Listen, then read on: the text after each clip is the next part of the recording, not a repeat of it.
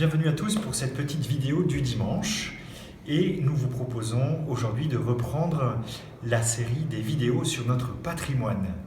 Et aujourd'hui, nous allons avoir une petite découverte de ce que vous contemplez très souvent quand vous rentrez dans une église, ce sont les vitraux.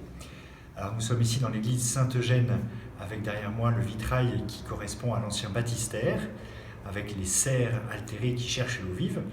Mais nous allons essayer de voir un petit peu quel est le rôle de ces vitraux à travers toutes les églises de nos villages, du Creusot. Pourquoi y a-t-il des vitraux et qu'est-ce qu'ils nous montrent? C'est un petit peu ce que nous allons découvrir aujourd'hui.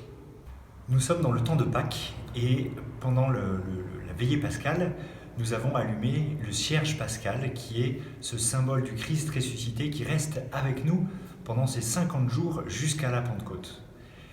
Dans le cierge pascal, il y a cette lumière du Christ qui vient éclairer le monde.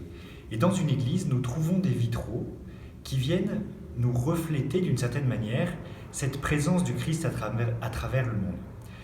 3 fonctions pour un vitrail.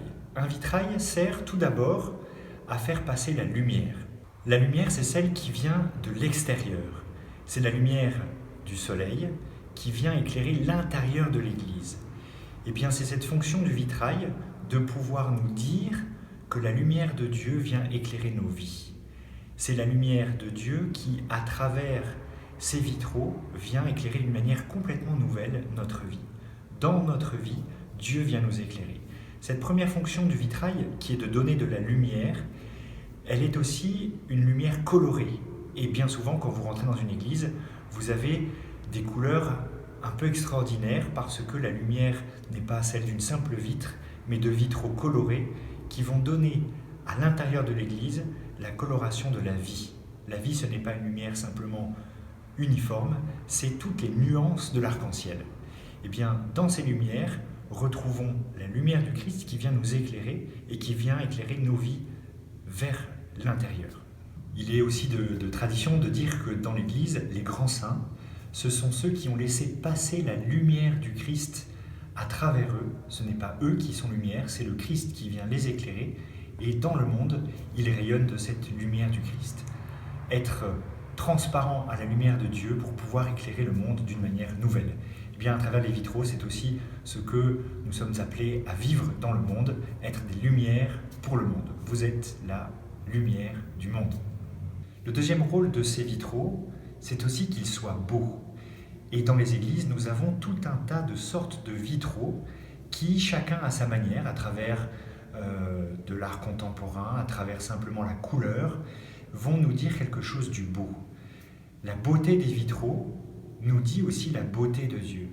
Quand la lumière passe à travers un vitrail, qu'elle éclaire un banc, qu'elle éclaire une partie de l'église, eh bien cela peut nous émouvoir parce que la beauté du vitrail est la signification et le miroir de la beauté de Dieu. Donc quand vous regardez un vitrail, quand nous regardons ces vitraux, laissons-nous aussi émouvoir par la beauté de Dieu. La troisième fonction de ces vitraux, c'est d'être une catéchèse.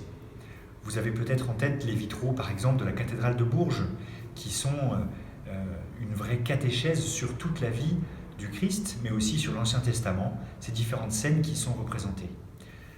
À l'époque du Moyen-Âge, beaucoup de personnes ne savaient pas lire et les vitraux avaient cette fonction de catéchèse. Ils étaient comme une bande dessinée pour nous raconter l'histoire du salut, pour nous raconter cette alliance entre Dieu et les hommes. Dans notre paroisse, nous pouvons trouver de nombreux vitraux dans nos églises où nous retrouvons des scènes de la vie du Christ. Alors ça va être la scène, ça va être la crucifixion, ça va être l'Assomption. Nous avons bien évidemment en tête aussi le grand vitrail de l'église Saint-Henri qui, de par sa grandeur, vient éclairer toute l'église Saint-Henri. Mais nous avons aussi dans toutes nos églises des vitraux qui ont un sens de catéchèse. Ils nous disent quelque chose. Si nous ne savons pas tout de l'histoire de Dieu et de son peuple, eh bien les vitraux nous montrent cette histoire. Ils nous font d'une certaine manière voyager à travers l'image sur cette grande histoire de l'alliance entre Dieu et l'humanité. Je vous invite à aller découvrir cette semaine les vitraux de vos églises. Allez-y en regardant et en essayant de découvrir quelles scènes sont représentées. Allez-y en famille, allez-y puisque c'est les vacances avec les enfants ou les petits-enfants, et découvrez les vitraux, prenez du temps pour les regarder, et puis je vous invite à un petit exercice qui est tout simple, c'est de nous envoyer les photos des vitraux de vos églises. Envoyez-nous vos photos, vous pouvez les mettre dans les commentaires, vous pouvez les mettre aussi sur la page Facebook de la paroisse.